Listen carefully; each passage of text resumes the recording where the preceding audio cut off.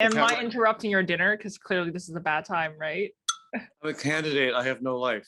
That is also just true. Yeah, it's canvassing 24/7. Yeah, and it's also, I do have to get my sleep because my brain doesn't work well when I don't get enough sleep. So how many hours did you sleep last night? I get at least 7. That's good.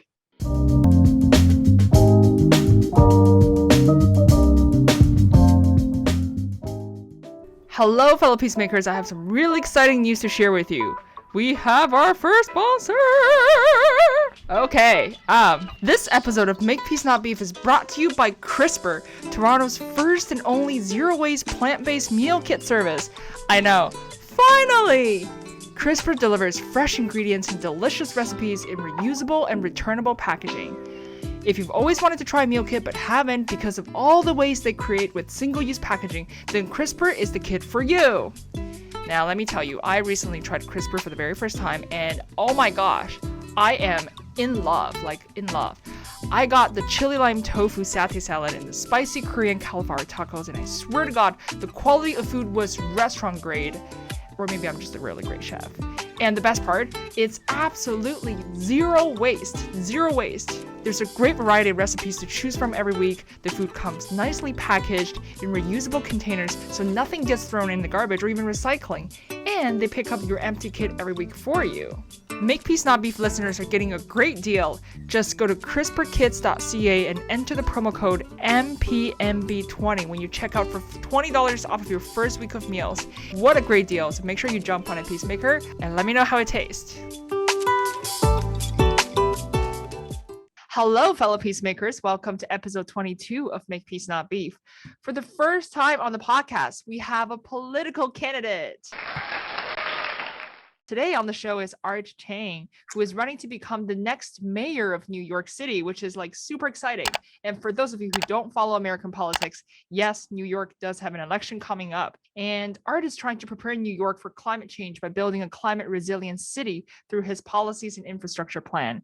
In this episode, we're going to learn why New York, out of all cities, need to take the lead on climate action now, and how exactly Art plans to transform New York to be ready for climate change.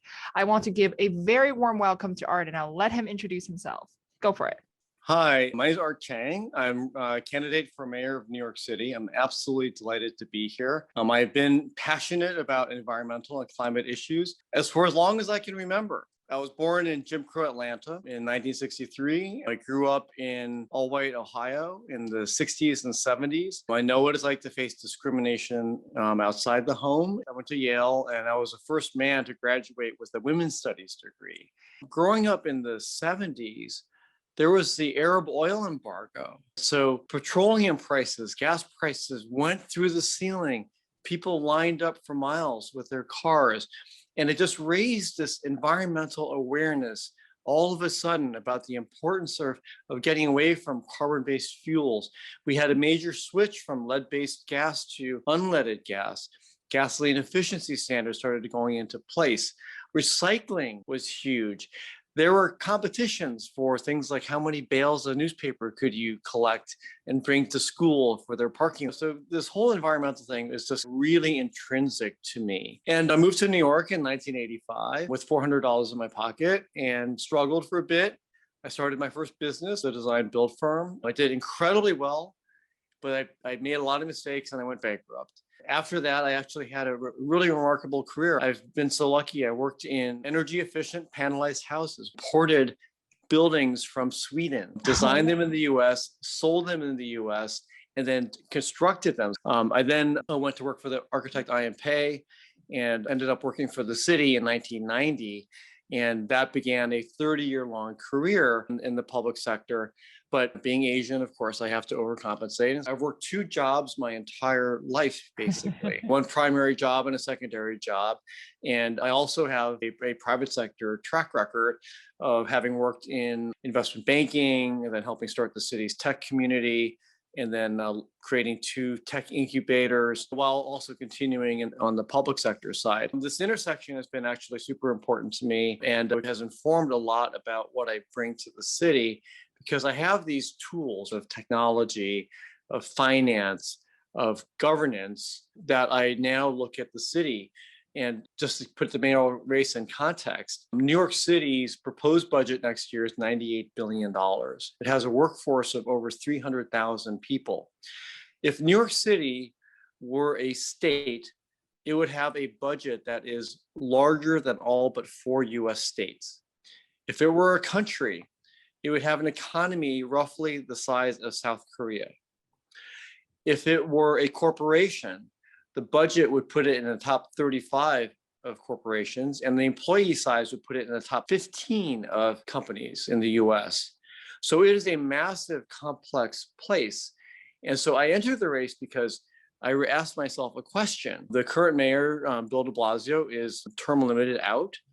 And so a new crop is coming in. I asked myself a question: what's the city I want to see come by next?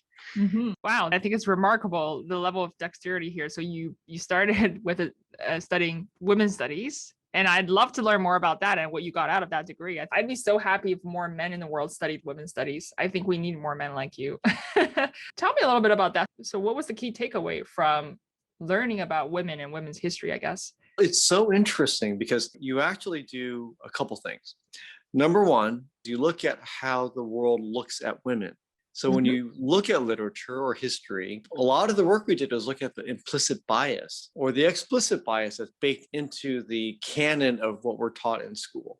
Absolutely. And then the other thing is you look at the work of women, what's been omitted out of this history, out of this canon, and then how does the viewpoint of women differ? So I left this with a huge appreciation for the diversity of people's experiences, how I could not actually presume to speak for someone else, but how I could still access aspects of their lives and their lives lived to figure out, like, how would I want to interact with them? What could I do to help them? And as a man interested in lifting women up, how do you do that as a man? Absolutely. I appreciate that because, yes, women make up 50% of the world's population, and oftentimes we are the invisible glue that holds society together. 52% of New York City. 52% of, okay, there we go. The future is female. It is absolutely female. So moving on to my next question for you is, you spoke about your passion for the environment. So when did you become climate concerned? Oh my God. I've always loved nature. I love insects, for example. I just have always been fascinated by insects. I love plants and especially trees. When I was a little kid, I somehow got this idea that everything was living and everything was alive and everything had a soul and everything talked to each other. And that we as people were supposed to live in harmony with nature. And it's a very emotional characteristic, actually. I remember going to Korea, going to a sacred Buddhist site where there are all these ancient trees and these ancient buildings, and as absolutely beautiful.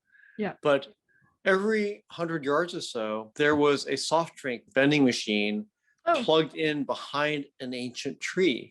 And that really offended me. So there are things like this, like the impact of humans on life. I've always believed that people should live in cities because it's much, much better for the environment. It's much more efficient. We should try to keep as much open land and keep it as natural as possible. And in Brooklyn, where I live, which is the largest of the 5 parts of New York City, 2.8 million people here, there's a neighborhood called Park Slope. There is the oldest food cooperative in the country in Park Slope. And I've belonged there for 25 years. The food co-op focuses on organic, locally sourced food. There's a committee that looks into workers' rights, production, validates how these things are actually done. They make trips to the farms to review the practices. And then they take the leftovers, the food that's starting to get old, and they contribute that to soup kitchens, and to homeless shelters. So that's been, again, an intrinsic part of my life. So in your opinion, what is the biggest issue in New York right now? Poverty, which is a lack of equity and injustice. The median household income in New York City is $69,000, which means that a family that makes that should be able to have an apartment for $1,500. But the median rent in Manhattan is about $2,800. It is way out of the reach of most people in New York City. And the wealth gap has grown so much, but we've built almost no low-income housing. And the people who are poor tend to live in very bad conditions that are bad for their health, close to carbon emission generating highways and truck depots and things like that, in homes that don't have proper ventilation, lead paint, poor diet, poor nutrition caused by lack of availability of great food. So these things are all compounded. So we have to solve this problem, but we're not going to be able to solve the problem across the board. We have to look at some of the intersections, address those, and keep equity in mind in everything that we do. Let's get into climate action. So, in your opinion, why does New York, out of all cities, need climate action the most? Every place needs climate action. New York City is actually in a fantastic position to do this. The urban density is really good. On a per capita basis, New Yorkers expend about 35% of the carbon emissions of the average American. The density means that we have the opportunity to be able to use that density to really create some fantastic environmental changes for the benefit of our city. And then the thing that we can't leave out is the rising seas. New York City is a waterfront city surrounded on all sides, except for the Bronx, but even the Bronx is surrounded by water. And with the seas projected to rise by 10 feet by 2100, it means that the entire coastline of New York City is in jeopardy, along with that whole increase in storm strength that's going to occur between now and then. Yes, I would imagine if we don't take action by the end of the century, I think most of New York would be underwater, which is pretty daunting to think about. I'm not a resident of New York, but if I was running for mayor, climate action would definitely be at the forefront of my policy, just because I think that's like the number one threat to every person living in New York. Yes, because it impacts everything, right? It's not just the Absolutely. storms, it's not just the rising seas. It threatens the production of our food. The erosion runoff from storms is going to erode our topsoil. There's a risk of environmental contamination by flooding, upsetting toxic reservoirs and Superfund sites. All of our wastewater treatment plants are on the water. And we have a combined sewer system here, which is very outmoded. So there are lots of areas that are going to get impacted with increasing risk levels with every year that goes by. Absolutely. And whenever there's a challenge, there's also an opportunity. If we were to take climate action, I think it would actually bring a lot of economic opportunities for New York as well. So I think most people don't understand the impact of climate change on their day-to-day life. So I would like to ask you, how do you think climate change will empower communities and make them healthier and more vibrant, and also from an economic standpoint? Clearly, the people who are poor tend to live in very polluted environments.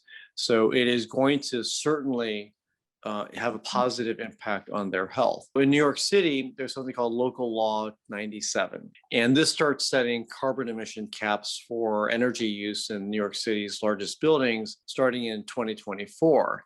With the goal by 2040 of being able to reduce the city's carbon footprint by 40%. The state has set an even more ambitious plan that by 2050, that 80% of the carbon emissions above the 1990 level will be reduced, which is incredible.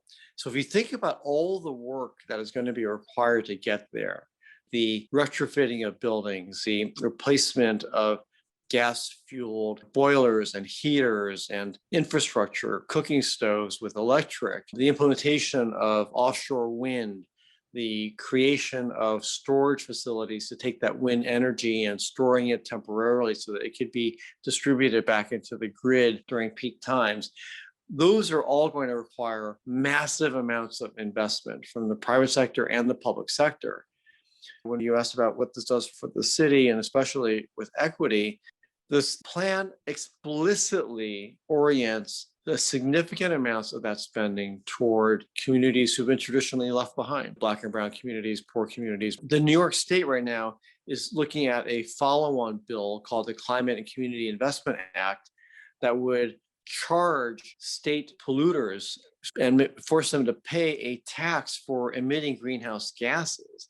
And that could raise $15 billion a year, which could be used really for direct relief, retraining, and other things for these communities. Definitely. And just given how many wealthy people there are in New York, especially in Wall Street, I definitely feel like capital, we're not short of that. It's more, where do we redirect that capital to make meaningful investments and help businesses transition? So what is the overall sentiment of young people in New York when it comes to climate change?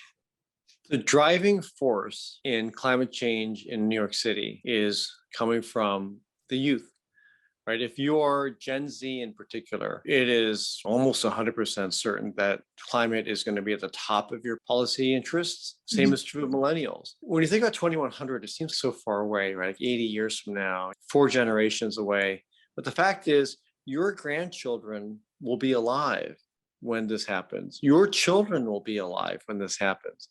So it puts this obligation on people like me. And I'll just say very frankly that I'm at the last year of the baby boomer era. And my generation has really screwed it up for all of you guys. There are many opportunities along the way to halt this, to make it better. And instead, our generations were focused on pursuing greed, creating wealth, exacerbating the income divide, fomenting war across the planet. And now I feel like it's an obligation to do better, to make a society as good as we can leave it behind, so that when you inherit it, it is going to be a society that you want to live in. I appreciate that. And it's really heartwarming when you said that. But personally, I actually don't think my parents or your generation screwed it up for us. I think back in the days, you didn't know any better, right? I will debate that. Okay. Because I will. In 1994, I went to work for a arm of the state government that is focused on major project development. There's a project along the East River waterfront that was primarily warehouses and vacant land, brownfields actually. Mm-hmm. And we had this vision for a new program called Queens West, where there would be dozens of new buildings creating like 14,000 units of housing, along with a 1-acre waterfront park. When I worked on that, we got the project passed, the environmental impact statement was approved, and we got the buildings in the ground. We anticipated changing climate. We anticipated rising seas. We looked at the 100-year flood line and we said, that's actually a joke, because it hadn't been revised in a long time. So we implemented a climate anticipation plan to protect the site and the development from the rising seas. So during Hurricane Superstorm Sandy, we were one of only 2 waterfront projects that didn't lose power, because we did that. We softened the edge of the waterfront. We implemented these places where stormwater overflow could drain down into holding tanks. And then we protected the foundations of the buildings by putting them in bathtubs. We also implemented the very first green guidelines of any public building project in New York State, recycling guidelines, energy conservation guidelines. And this was back in 1994. So we knew that this was important back then. But I will say for myself, and not that I beat myself up over this, but we took the eye off the ball. And we didn't actually keep these programs, keep these ways of doing things going. We didn't fight. The new administrations came in, the Republicans came in, change of power, right, in the White House. And instead of continuing to fight, we were distracted by other fights. And so I feel like I definitely got taken off the ball. And the history books will be written that way. Yes, I agree. But it's just back in the 1980s, when Al Gore first took climate change to Congress, there was so much climate denial. And actually, climate denial has been a thing until very recently. Then did the majority of population start to wake up to climate change? Like, I think even up to last year, people were still asking me if climate change was real. And then that's when I realized, oh shit, I might be in the minority for believing that climate change is real. And like you said, with the Republican administration, we wasted basically 20 years on debating if climate change is a problem instead of spending that time solving the problem. So right. I think it's a systemic issue, and I wouldn't blame the boomers on it. Yes, there was some messed up administration, but I always look back at history and say we can never go back and redo. We don't have that second chance, so why not going forward?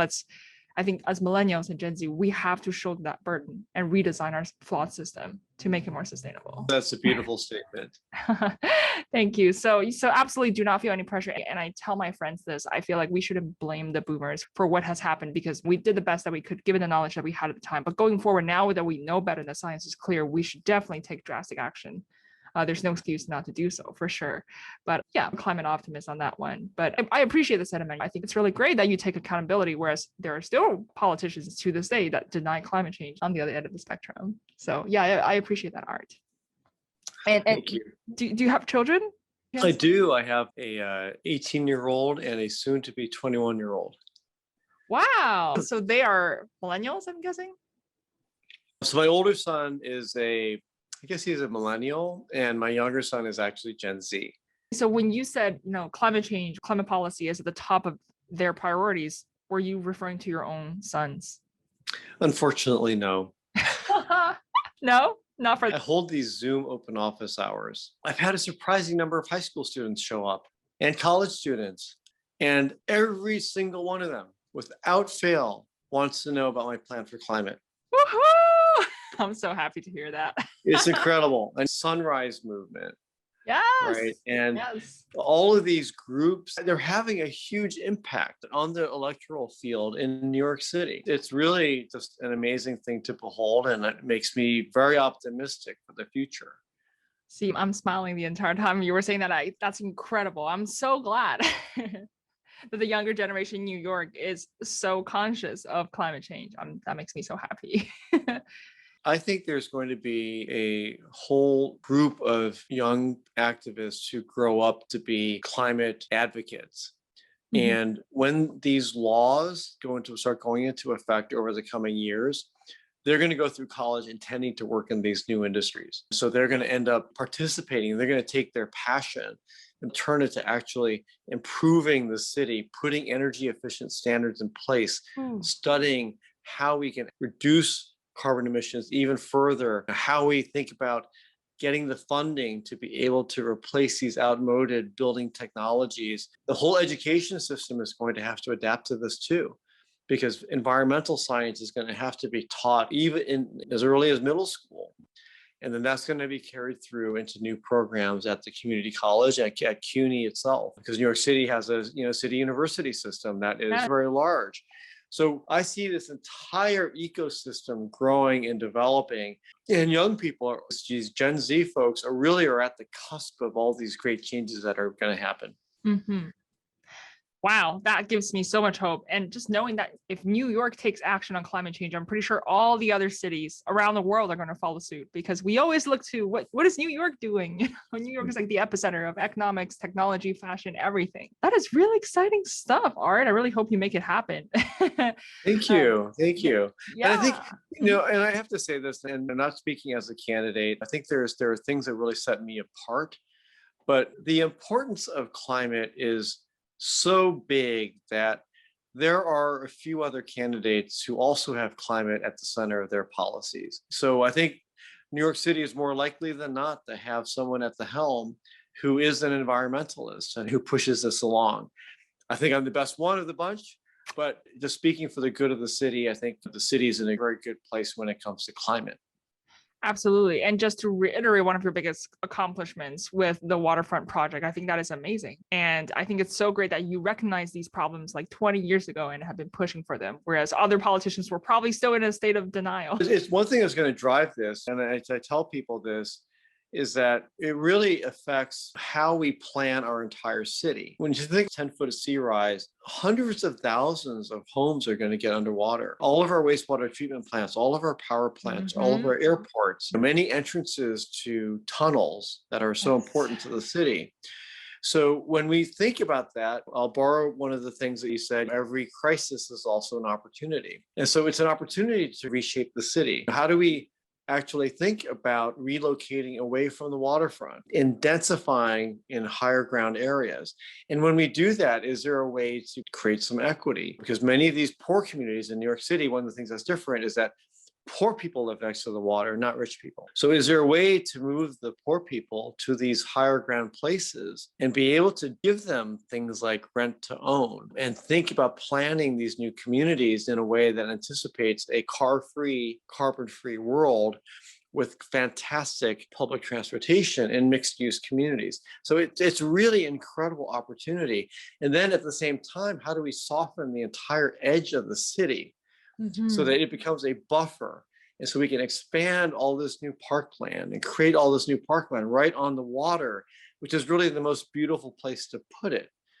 So I think we can do that. I know we can do that, but we've already set in motion certain projects that are built around the idea of putting hard seawalls at the water's edge and not doing the softening. And so the next mayor is going to have a challenge to figure out what we do with some of those approved projects. Do we actually change course?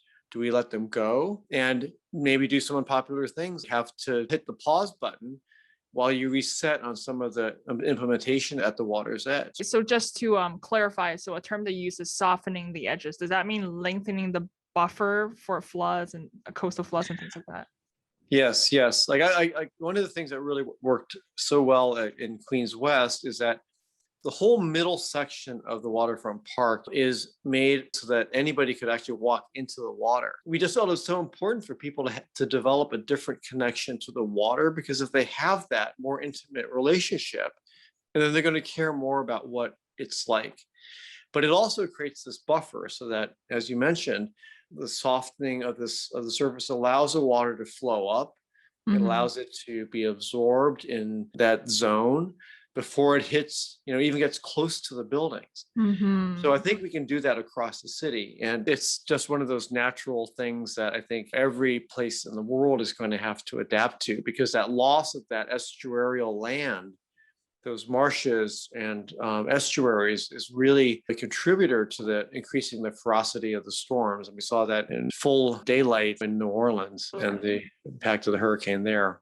Yeah, you're going to hate me for saying this, and probably listeners who are from New York are going to hate me, but secretly, selfishly, I'm happy that New York is a coastal city because it forces you to take climate action. And I know that when New York takes action, the rest of the world will follow. Imagine if it wasn't New York, it was like Toronto, but who cares about Toronto if it gets flooded? But precisely because it's New York, it's where Wall Street is. I like Toronto. I care if it gets flooded. I like Toronto too, but New York, let's just be honest. People don't come here to pursue their dreams. Some people do. Some do, but I like Toronto. So I'm really praying that New York makes it through. I have no doubt in my head that yes, New York is going to be a vanguard city for climate action. Now I want to dive into the details of your policies, because I see that you have so many amazing policies on installing solar panels, green roofs, and you have transit policies that you want to enact, even community empowerment, and maybe even climate education, efficient building. So can we just dive into some of the key tenets of your policies? Absolutely. We'll continue to focus it around climate. I think about things in a couple different ways. One of them is I think about the life cycle of a human being, that we are conceived, we have a prenatal experience, we have a early childhood experience, and then we go through school, into the workforce, and then into our adult lives. And then we start the cycle over again by having our own families. So when we think about what impact of climate and all of that, we have to think about the health of our people, right? Because in the past 10 years, society has undergone a sea change in how we think about the definition of public health. It still is most widely the treatment of disease, right? It shouldn't be called healthcare, it should be called sick care. Yes. And that's very expensive. It's very reactive. And instead, we should be anticipatory and predictive and think about how do we orient everything toward wellness. Absolutely. And so when you think about this in terms of the lifespan of a person, right, do they have healthy housing? Do they have healthy food? Do they have a great early childhood care? Because that's the most important part of physical and intellectual development. Yes. Is their community safe, right? Are they free from stress? And those are things that we may not think of as being environment, but they are environmental. Absolutely. And when you think about things more holistically, and by that definition, climate gets put into that, right? Totally. So when people go through life, what are some of the greatest risks? Well, you have carbon emissions pollution, you have bad diet, right? Carbon emissions pollution we know is directly associated with increases of asthma. Also lowered cognitive functions as well. That's right. That's a very good point. And then because you have asthma or these other conditions, you don't feel like being as active as possible. So you may not go outside as much. But by the way, these communities generally don't have parks. And so if you have parks where people can go out and play, and children especially can go out and play and have an active life, you're going to start caring more about the condition of your parks and having parks and green space. And then trees. People react emotionally to having trees. Yes. They're just such an important part of your life. And having these things that start to make your life better, more stress-free, that allow you to blow off steam by going out and playing a sport or taking a walk or communing with nature. Those are things that are intrinsic to our learning and physical human development. So like this life cycle thing, and we can talk about that into aging and all those things. But the other aspect that I think a lot about are really all of these intersectionalities. Climate is intrinsically connected to our buildings. Yes. It's intrinsically connected to our transportation, right? It is affected by all the systems that supply our city, from electricity to roads to water systems. And so all these things come into play. And again, if we deal with each one of those things as individual pieces, and then we're going to miss the entire big picture of things. Totally. So it's really that intersection. So one of the examples of that is I'm calling for a new deputy mayor position of the public realm. It refers specifically to our streets, because we think about the street right now as a river of cars and trucks. But the street and the sidewalks are actually public space.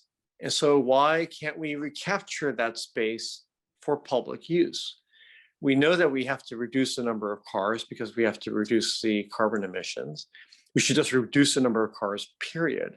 Because I don't know if you know this, but did you know, and I can ask you, did you know, because I learned this a few weeks ago. Let's do it. Did you know that the greatest source of microplastic airborne particulates in North America comes from car tires? I thought it was from clothing, but from car tires. Wow. Because the polymers that are in the car tires, because it's not all natural rubber, it's synthetic rubber, are microparticles. And when they abrade against the road and then they fly off, and then the motion of the car sends them in a stream of microparticulates up into the atmosphere. So we have all these reasons to reduce the number of cars. We also know that, by the way, creating electric cars is also an environmentally toxic. Mining, you're still dealing with steel, aluminum, plastics. Come on. And then you still have to, in these factories that also require huge amounts of energy and the transportation of them. It means that we have to have better public transportation. It means that we have to have public transportation that is much more flexible, it's much more convenient. We think about how we have a city where the streets are really there for people who are using bicycles, new micromodal modes of transportation, right? How do we create space in those roads? And then how do we make the sidewalk something where everybody feels safe on them, from the elderly to the disabled to small children? How do we bring life to those sidewalks? We know New York City, just because of the pandemic, we now have all these street side dining. Every major European city has sidewalk dining. So why can't we envision a whole different way of using that sidewalk? And then in New York City, sanitation is a big problem, right? So people typically pile big mounds of garbage outside their buildings. Well, can we have sidewalk vaults that contain the garbage so that it becomes more efficient? Or can we go into single stream recycling, which we don't have here? And can we bring back things like, composting in the last budget cut? So the streets are super important, right? Because the arts are also there. We have street performers, street entertainers. It's just such a rich place. And so we need someone who can actually integrate all those different pieces and reduce all the regulatory friction among all the agencies that have purview over that. I totally agree with you. Let's bring the streets back. But in order to do that, you have to first strengthen the public transit system. I envision a city where there's more bikes and people on the streets as opposed to all getting stuck in cars and traffic. And that's one of the reasons for depression, right? Being stuck in commute for 3 hours a day. What a waste of time. I mean, it's one of the reasons why I believe that we will never go back to 100% work from office. I agree. As much as we all get burnt out by Zoom, if your trade-off is to have your 1 hour commute each way, which is pretty standard in New York City, by the way, or take your 2 hours back in your day and have to sit in back-to-back Zoom meetings, the vast majority of people are going to say, I want that for at least a few days a week. I envision that too, like a mixed model. I think we still have to go to work, but maybe not 5 days a week. So I guess Another question for you, really important. Given the size of New York, how do you plan to overcome the challenges associated with transforming such a large city with such a high population density? Like the things that you spoke about, whether it's electrifying transit or retrofitting buildings, like we're talking about the scale of millions of people. How do you even do that without interrupting people's day-to-day lives? New Yorkers are very accustomed to constant interruptions of their day-to-day lives. This is a funny story. If you ever lived in New York, you know that one day the electric company is cutting up your street, and they do that for 2 weeks, and then they patch it. And then the next week, all of a sudden the telephone company shows up and they cut up the street, and then they finish. And then someone else does something. So it feels like the city is always in this state of repair as opposed to a state of goodness. So what I believe we can do is we can marshal everybody's tolerance and say, let's get to a place of goodness. And we're going to do this. And because this unlocks so much money, we're a commercial city. People are going to gravitate toward money. They're going to gravitate toward jobs and opportunity. And that's going to be a huge enticement for the city. It's going to drive a lot of innovation.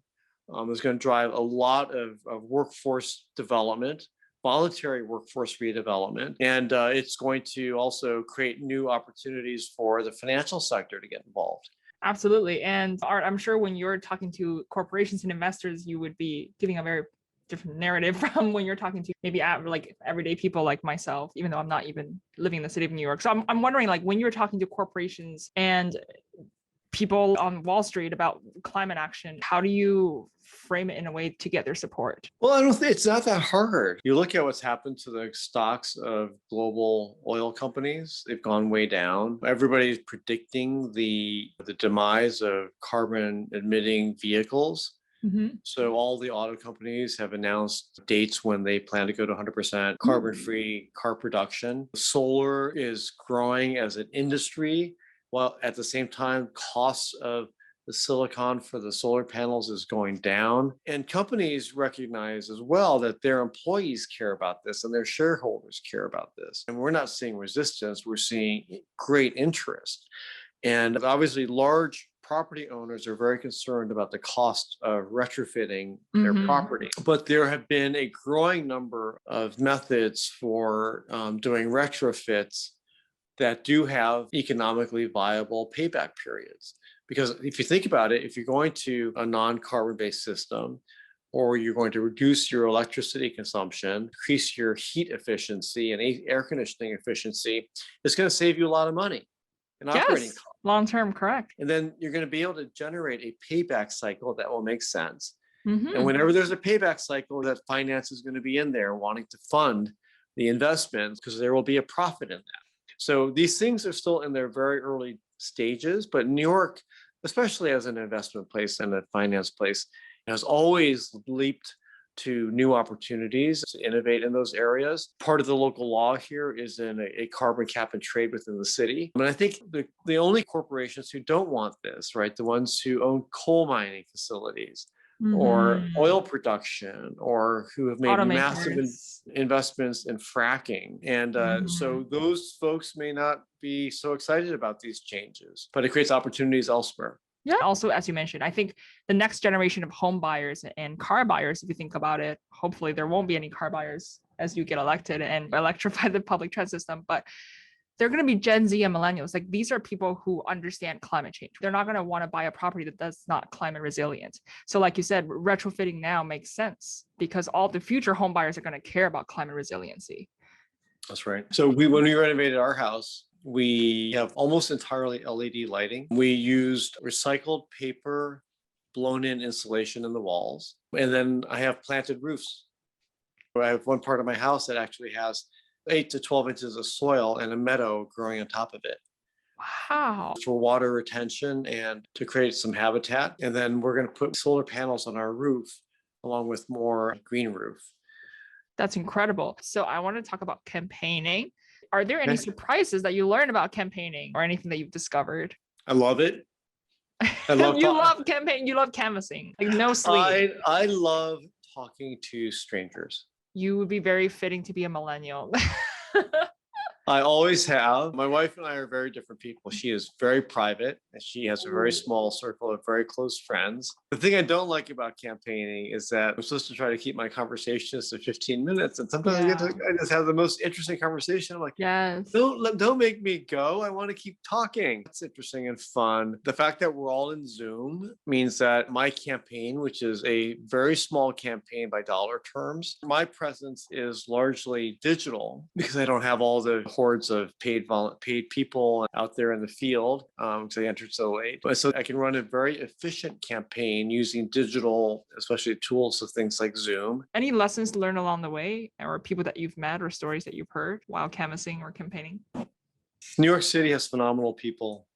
The people of New York are going to keep this place going. There's an enormous amount of grit, an enormous amount of tolerance for the inconveniences of the city. People love being, in a city with other people. They love being in a place that is the creative capital of North America, but they want it to be back. People want this. People want the city to live up to its dream and its potential, and that is an incredible thing. And people of all kinds have their experiences are so valuable in thinking about how we turn this city around. Absolutely. And where have you gone? Everywhere from like Bronx to Queens to Brooklyn, all parts of Brooklyn, Well, virtually. Staten Island, everywhere. Hey, that makes canvassing really easy this year. It's a lot easier. I'll tell you a funny story. Back in the day, before the internet, all the apartment listings were in print. And the Village Voice was a big weekly newspaper. If you didn't have any money, that's where you'd look for your apartments in. And when I was in college and planning on moving to New York, I knew that at, I think it was midnight on Thursdays, the Village Voice was released in the newsstand. And so I came to New York. I stayed up until they dropped it. I got one of the first copies. And then I took Friday off from work and I said, I'm going to circle every apartment that I think I can afford. And I'm going to go visit all of them by subway. So I've been to every part of this city by subway. Wow. Back in 1985. I've been all over the Bronx, all the way up in Upper Manhattan, all through Lower Manhattan, out into the distant stretches of Brooklyn and Queens. And I probably saw that weekend about 60 apartments. We can't do that anymore because we have a housing shortage here, but we had a housing surplus then. And I got to see all these places that I still remember, and so when I go and I talk to those communities, I can say, is it still like that? So wonderful. Wow. And you've witnessed the city change over the past, how many decades? 3 or 4? Yeah, I first came to New York in 1981. Wow, it's been 40 years. In 40 years. Yep. I just feel so fortunate to have you on the show. I'm really lucky. Thank you so much for sharing with us your vision for New York. And I really hope you win the race, of course. Well, thank you so much. Of course. So why don't you share with us your social media, your website, and how people can get in touch with you or support your campaign? Sure, absolutely. Anybody can come to my website at chang.nyc. I hold Zoom open office hours 7 days a week that you can sign up for right on the website.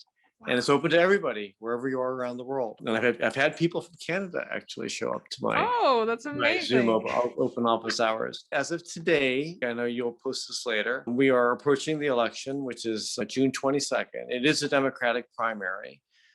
But for all intents and purposes, the Democratic primary is the election in New York City because New York City is overwhelmingly Democratic, right? 76% of New Yorkers voted for Joe Biden.